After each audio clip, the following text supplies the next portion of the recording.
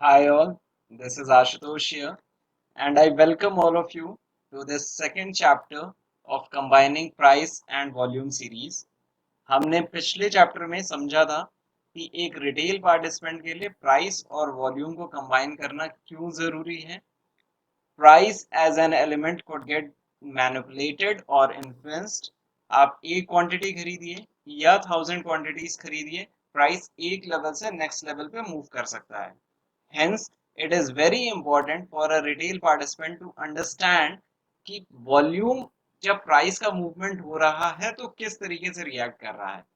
So let's delve further into the subject और समझने की कोशिश करते हैं कि हम और मल्टीपल कॉम्बिनेशंस में इसको किस तरीके से यूटिलाइज करें.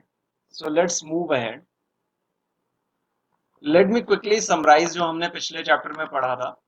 अगर हमारा प्राइस बढ़ रहा है और वॉल्यूम भी बढ़ रहा है, then it is representing bullish approach. क्योंकि अगर वॉल्यूम बढ़ रहा है इसका मतलब ये है कि इंस्टीट्यूशंस कहीं ना कहीं उसमें पार्टिसिपेट कर रहे हैं उस मूव में, क्योंकि इंस्टीट्यूशंस लार्जर वॉल्यूम के साथ एंटर करते हैं. और अगर मेरा प्राइस बढ़ रहा है, वॉल्यूम भी बढ़ रहा है, तो कहीं ना कहीं ट्रेंड अब ऊपर की तरफ मूव करने वाला हो सकता है. then it is a bullish trend and we should be having a bullish view for the market.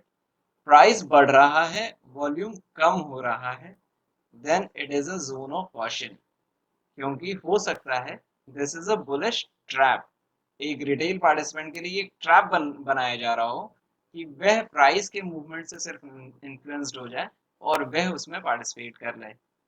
Subsequently price गिर रहा है और वॉल्यूम बढ़ रहा है, इसका मतलब ये कि इंस्टीट्यूशंस कहीं ना कहीं उस स्टॉक से या उस इंस्ट्रूमेंट से निकलने की कोशिश कर रहे हैं. If that is the case, it is a sign of बेयरिशनेस.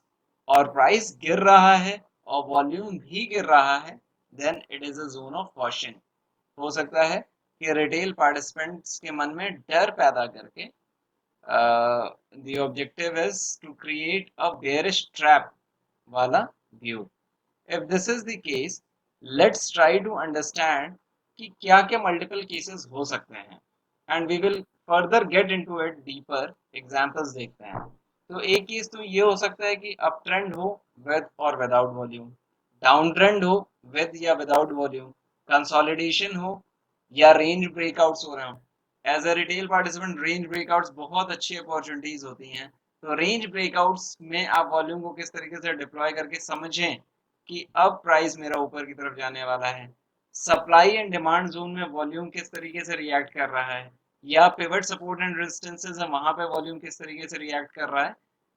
That is what we should be aspiring to look into and understand further.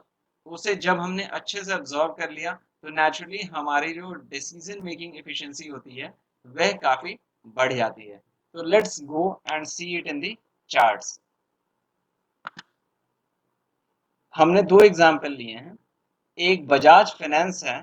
If you see this was the zone जब वो बढ़ रहा था. इसमें we should be trying to understand और volume को fit करने की कोशिश करते हैं. And subsequently the another example is that of a Reliance Industries. जब प्राइस ये यहाँ से मूव कर रहा था, तो let's understand if it was giving us a need signal और नॉट, और या हम वॉल्यूम को ही रीड करते तो हम किस तरीके से रीड करते हैं. अब आप देखिए ये वाला जो रेंज था, इस वाले रेंज में रिलायंस कहीं ना कहीं कंसोलिडेट कर रहा था. If this is what it was doing, और ये इसका वॉल्यूम चार्ट है नीचे की तरफ, volume chart. Let's combine both of them together. If this was the consolidation range, ऊपर वाला रेंज यहाँ पे था, नीचे वाला रेंज यहाँ पे एस्टैब्लिश हो रहा था, तो हमें एज अ मार्केट पार्टिसिपेंट क्या ऑब्जर्व करना है कि रेंज ब्रेकआउट्स किस डायरेक्शन में हो रहा है. ऊपर की तरफ हो रहा है तो वी विल गो लॉन्ग, अगर नीचे की तरफ हो रहा है तो वी विल गो शॉर्ट. अब उस समय हम वॉल्यूम को कैसे रीड करते हैं. तो आप देखिए ये वाला जो कैंडल का फॉर्मेशन है नीचे की तरफ, आप देखिए I am zooming in a little bit. This candle का फॉर्मेशन जिसपे ये क्रॉस हेयर है, if you notice at the shape of this candle when it was making an effort to move up, ये वॉल्यूम चार्ट है. Historically उसका volume इस range में कहीं था, and at the formation of this candle the volume jumped significantly here. आप notice कर रहे हैं पिछले कंपैरिजन में ये जो वॉल्यूम्स थे इनके कंपैरिजन में वॉल्यूम यहाँ पे जंप कर गया था and still it was in the range itself. अगर हमने सिर्फ इस कैंडल के फॉर्मेशन पे वॉल्यूम को के साथ इसे कंबाइन कर लिया होता तो we would got a signal much earlier than what was going to happen in the market. आप देखिए अगला कैंडल का फॉर्मेशन होता है which is breaking this range subsequently and volume बढ़ रहा है। The message was loud and clear for a retail participant that yes, the institutions are participating in it। इस कैंडल के फॉर्मेशन पे बुलिश फॉर्मेशन था, volume का बढ़ना was giving us some signal that yes, the institutions are gearing for participation into it। आप देखिए ये एक रेंज था, इस रेंज के ऊपर ब्रेकआउट भी हो गया वहां से and that happened along with a significant volume। So to keep the content short for this chapter, I'll stop right now and I'll come back with multiple other cases in the subsequent chapter. So uh, I'll be coming back pretty quickly. Thank you so much.